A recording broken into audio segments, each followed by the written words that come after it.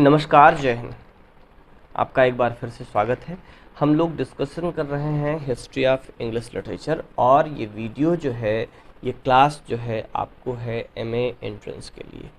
अगर आप DDU-GU गोरखपुर यानी कि गोरखपुर विश्वविद्यालय के एमए का एंट्रेंस देने जा रहे हैं, CUET PG देने जा रहे हैं या फिर किसी भी विश्वविद्यालय के एमए का एंट्रेंस देने जा रहे हैं, तो ये वीडियो आपके काम का है। तुरंत ही अपना नोट्स, अपनी कॉपी, अपनी पेन उठाएं और जो चीज़ें हम लोग डिस्कस कर रहे हैं उसको यहाँ पर नोट करते जाएं। मेन फैक्ट्स, एक हिस्टोरिकल आउटलाइन इन वीडियोस में हम लोग पहले डिस्कस करेंगे, देयर आफ्टर अन्य फैक्टर्स पर बातचीत होगी। पिछले वीडियो में हम लोगों ने जो बातचीत की थी, ये दूसरा वीडियो है, इसके पहले एक वीडियो हम लोग कर चुके हैं। उस वीडियो में हम लोग कैरोलाइन एज तक बात किए थे, यानी कि 1625 से 1649 का जो पीरियड है वहाँ तक ला करके हमने छोड़ा था और यहीं से हम कंटिन्यू करेंगे इस वीडियो में।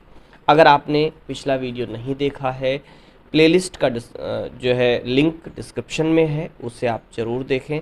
साथ ही साथ आपको आई बटन पर भी दिखाई देगा इधर, वहाँ से भी आप क्लिक करके उस वीडियो को देख सकते हैं और प्लेलिस्ट में भी जा करके देख सकते हैं। कहीं से भी चैनल पर आप देखेंगे तो वो मिल जाएगा। सबसे पहले उसको देख ले, तभी आपको ये कहानी समझ में आएगी।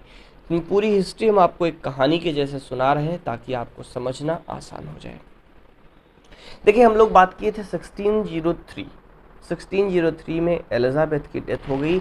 एलिजाबेथ के बाद जेम्स फर्स्ट ऑफ इंग्लैंड राजा बने, जो कि लगभग 22 साल तक इंग्लैंड पर उन्होंने राज किया।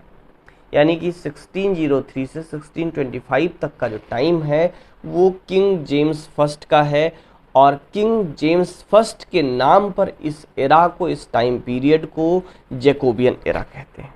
जैकोबियन एरा इसलिए कहते हैं कि लैटिन लैंग्वेज में जेम्स को जैकब कहा जाता है और उसी जैकब नाम से ये वर्ड निकलता है जैकोबियन लिटरेचर, जैकोबियन पीरियड। ठीक है, तो जैकोबियन पीरियड जो है एक तरीके से एलिजाबेथन का कंटिन्यूएशन है। कोई विशेष चेंजेस नहीं हुए, क्योंकि एलिजाबेथन में जो ज़्यादातर राइटर्स थे वो सारे के सारे यहाँ तक कंटिन्यू करते हैं एलिजाबेथन में, जैकोबियन में। विलियम शेक्सपियर था, एलिजाबेथन से शुरू करता है, जैकोबियन में आकर के उसकी डेथ होती है, 1616 में उसकी डेथ होती है। ठीक है, बेन जॉनसन है, वो भी शेक्सपियर के कंटेम्प्रेरी हैं, तभी से शुरुआत है, यहाँ तक आते हैं। ठीक, हाँ, बस ये है यूनिवर्सिटी विट्स एलिजाबेथन में ही ख़त्म हो गए थे, तो उनको कंटिन्यू नहीं करेंगे। तो सबसे जो मेन फैक्टर है यहाँ पर ये है कि जो एलिजाबेथन ट्रेंड्स थे वो कंटिन्यू रहे, ड्रामा अपने पीक पर रहा। ठीक है, लेकिन थोड़ा थोड़ा चीज़ें चेंज हुई। जैसे क्या चेंज हुई, यहाँ पर जो प्रोमिनेंस था वो थोड़ा सा बदला है, यानी कि बेन जॉनसन थोड़ा सा प्रोमिनेंट हुए हैं और बेन जॉनसन का स्पेशल फीचर ये रहा है कि he is known for comedy of humours. ये याद रखिएगा, comedy of humours in Jacobean era was introduced by Ben Jonson. ठीक है, कॉमेडी ऑफ ह्यूमर्स, और बेन जॉनसन की कॉमेडीज़ जो हैं वो कॉमेडी ऑफ ह्यूमर्स है। क्लियर, इतने से आपका काम चल जाएगा। आगे बढ़ेंगे जैकोबियन एरा के बाद, जब आप आगे निकलते हैं 1625, जेम्स फर्स्ट की डेथ के बाद राजा बनते हैं चार्ल्स फर्स्ट। याद रखिएगा, नाम याद रखिएगा, Charles first became king in 1625। But Charles first का जो टाइम रहा वो काफ़ी ट्रबलसम टाइम रहा। ठीक है, तो 1642 आते आते, यानी कि 1640 आते आते जो है प्यूरिटन्स मेजॉरिटी में आ गए पार्लियामेंट में, और प्यूरिटन्स ने बहुत सारी चीज़ों का विरोध हुआ। उसका रिज़ल्ट ये हुआ कि इंग्लैंड में दो खेमे बन गए, दो पार्टीज़ हो गई। एक जो राजा के सपोर्टर्स थे जिनको कैरोलाइन कहते थे, ठीक है, कैवेलियर्स कहते थे, और दूसरे जो मोनार्की को हटाना चाहते थे उनको जो है कहा जाता था प्यूरिटन्स। ठीक है, तो प्यूरिटन्स का एक जो सिविल वार स्टार्ट हुआ, कब हुआ, ईयर याद रखिएगा, 1642। 1642 में सारे थिएटर्स एक बिल पास करके पार्लियामेंट के द्वारा क्लोज कर दिए गए और एक सिविल वार स्टार्ट कर दिया गया जो लगभग 7 वर्षों तक चला। 1642 से बिगिन होकर के 1649 तक चला। 1649 में चार्ल्स फर्स्ट, जो कि उस समय का राजा था, उसको पब्लिकली बीहेड कर दिया गया। बीहेड कर दिया गया मतलब गला काट करके मार दिया गया। ठीक है, चौराहे पर खड़ा करके पब्लिकली। और उसका जो बेटा चार्ल्स सेकंड था वो फ्रांस भाग गया अपने रिश्तेदार के यहाँ अपनी जान बचाने के लिए।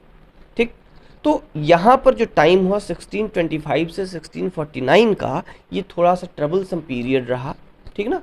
और यहाँ पर जो कंटिन्यूएशन है वो 42 आते आते थिएटर्स क्लोज हो गए और सबसे प्रोमिनेंट जो लिटरेचर था वो ड्रामा ही था अभी तक, ठीक है। तो इसलिए यहाँ पर एक ब्रेक लगता है। 1642 में थिएटर्स क्लोज हुए, ये बात याद रखिएगा। 1649 में चार्ल्स फर्स्ट को बीहेड किया गया, ये भी याद रखिएगा। चार्ल्स सेकंड इंग्लैंड छोड़ करके फ्रांस चला गया, ये भी याद रखिएगा, ठीक है। अब यहाँ पर क्या हुआ, जब चार्ल्स फर्स्ट मर गया, चार्ल्स सेकंड भग गया, राजा कोई नहीं है, अब एक नई सरकार का गठन हुआ, ठीक है, जिसको यानी कि 1649 से लेकर के 1660 तक का जो समय है, 49 से 60 तक का जो समय है, उसको पूरा जो है एक तरफ से कहा जाता है प्यूरिटन इंटररेग्नम। एक वर्ड है प्यूरिटन इंटररेग्नम, जो 1649 से 1660 तक का जो समय है, लगभग 11 सालों का, उसको प्यूरिटन इंटररेग्नम कहते हैं। अब इसमें भी डिवीज़न है। जैसे 1649 में अचानक से राजा ख़त्म हुआ, मोनार्की ख़त्म हो गई, तो एक गवर्नमेंट फॉर्म होती है जिसको कहते हैं प्रोटेक्टोरेट, ठीक है। और लॉर्ड प्रोटेक्टर था जो कि लीडर था उस आंदोलन का, उस सिविल वार का, उसका नाम था लॉर्ड क्रॉमवेल। क्रॉमवेल के लीडरशिप में एक गवर्नमेंट फॉर्म हुई जो कि 3 साल तक चली, 49 से 51 तक, ठीक है, उसको प्रोटेक्टरेट कहते हैं।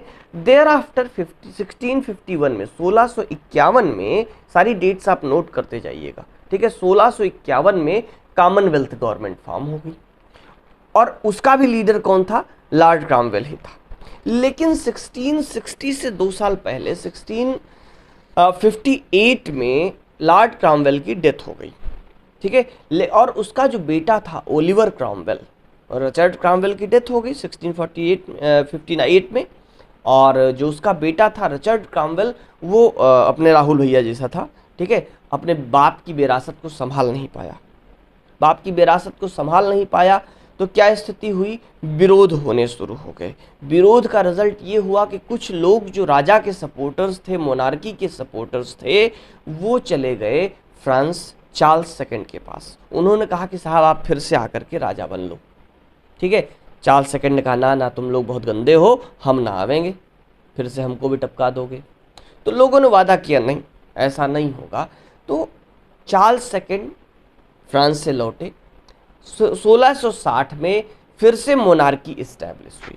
क्या हुआ, मोनार्की इस्टेब्लिश हुई, यानी कि किंगशिप फिर से आई, फिर से इंग्लैंड में राजा का शासन हुआ, ठीक है। जो अभी तक क्रॉमवेल का शासन था, प्यूरिटन इंटररेग्नम था, प्यूरिटन गवर्नमेंट थी, या फिर प्रोटेक्टरेट था, इंटररेग्नम था, अब फिर से क्या हुआ, एक बार फिर से किंगशिप आई, यानी कि जो राजा थे वो इंग्लैंड में फिर से बने। राजा कौन बना, चार्ल्स सेकंड। अब आपको टाइम क्या समझ में आया, 1625 से 1649, 1625 से 1649 यानी 1625 से 1649 का जो टाइम हुआ, किंग चार्ल्स फर्स्ट, इस एरा को कहते हैं कैरोलाइन एज, ठीक है।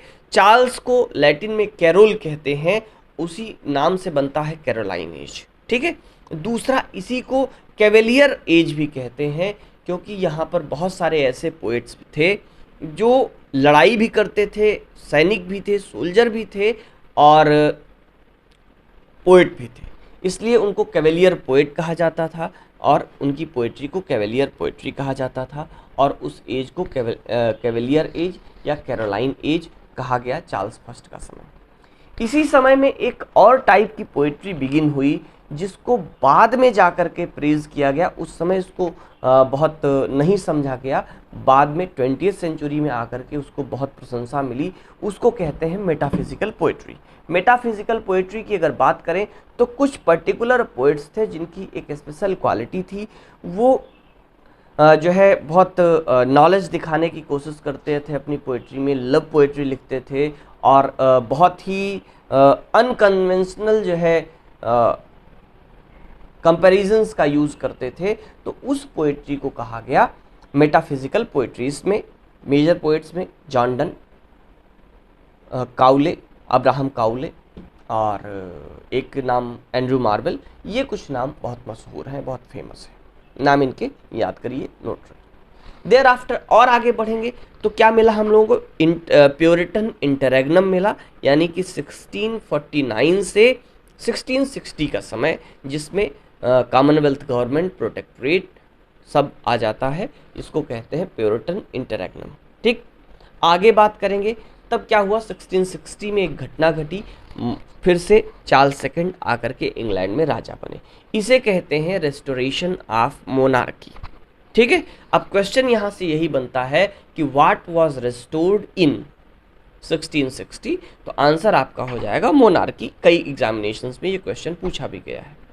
अच्छा, अभी आपको एक वीडियो और मिलने वाला है, जो कि 2020 का जो DDU GU का MA एंट्रेंस का पेपर था, वो हमको किसी एक स्टूडेंट ने भेजा है, उसको हम आपको सॉल्यूशन देंगे, 4 पार्ट में देंगे। 100 क्वेश्चंस का पेपर है, 25-25 क्वेश्चन करके हम 4 पार्ट में उसको रिकॉर्ड करके आपको देंगे।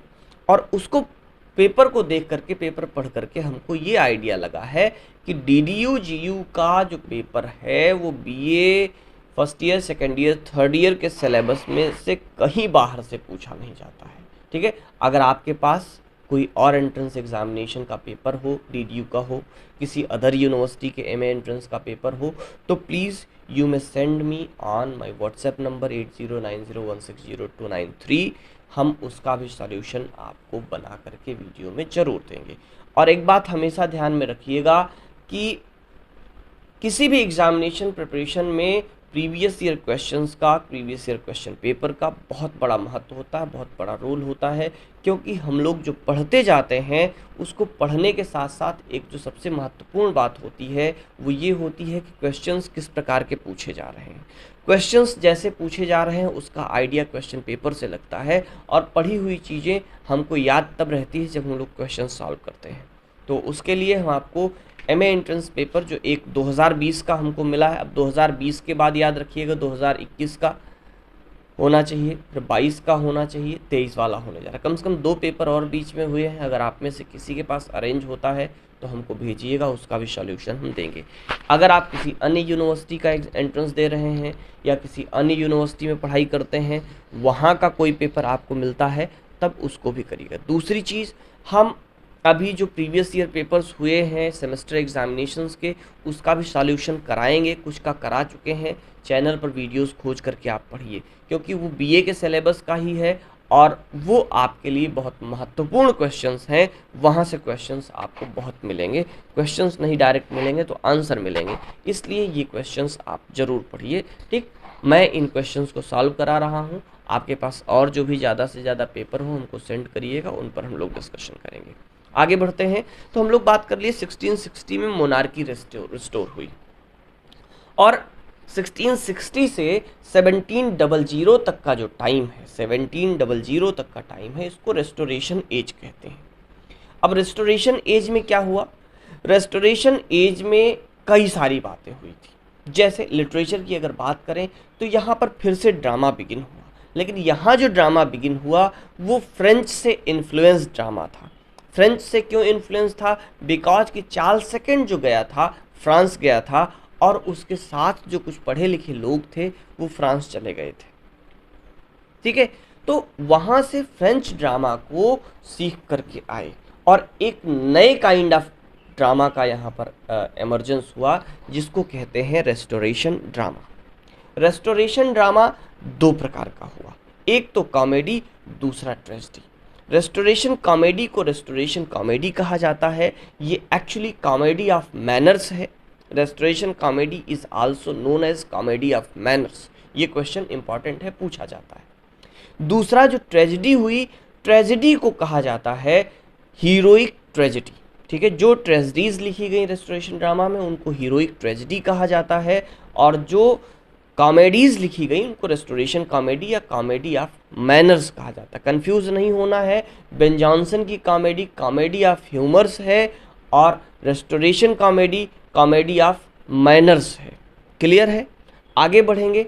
इसमें सेक्सुअल इंट्रीग्स, मैरिजेस, इस तरीके के बहुत सारी चीज़ें दिखाई जाती थी। एक क्लर्जी मैन थे जिनका नाम था, क्लर्जी मैन का नाम हम भूल गए, उन्होंने एक immorality and profaneness of English theatre, ये एक पैम्फलेट इन्होंने लिखा था। नाम जरा सर्च कर लीजिएगा इसका, किसने लिखा था, ठीक है। Immorality and profaneness of English theatre, ये एक पैम्फलेट लिख करके इस रेस्टोरेशन कॉमेडी को इन्होंने बहुत क्रिटिसाइज किया था। इसमें जो पोएट्स और ड्रामेटिस्ट थे, एक और पर्टिकुलर काइंड ऑफ जॉनरा यहाँ पर खूब इमर्ज हुआ जिसको सटायर कहते हैं। खूब बढ़िया सटायर लिखे गए। उसमें सटायरिस्ट में जॉन ड्राइडन का खूब बड़ा नाम आता है, ड्रामेटिस्ट में जॉन ड्राइडन, विलियम वाइकरली और भी कई सारे नाम आते हैं। उस पर डिस्कशन हम लोग तब करेंगे जब राइटर्स की चर्चा करेंगे। अभी हम एक आउटलाइन आपको दे रहे हैं, तो आउटलाइन में पढ़ते हैं। ठीक, यहाँ पर 2-3 प्रकार का हो गया। फिर आगे यहाँ पर एक किंगशिप को लेकर के प्रॉब्लम हुई थी जिसको पोपिस प्लॉट कहते हैं, ठीक है। लेकिन अचानक से 1688 में चार्ल्स सेकंड की डेथ हो गई। जेम्स सेकंड जो है राजा बन गया, और फिर जेम्स सेकंड के बाद मनमथ आया, मनमथ रिबेलियन हुआ। फिर 1702 में फाइनली क्वीन एन जो है वो रानी बनी। अब 1702 से आगे का जो टाइम है उसको एक तो बड़ा झंझटी समय, पूरा 18वीं सेंचुरी हम लोग अगले वीडियो में समझेंगे।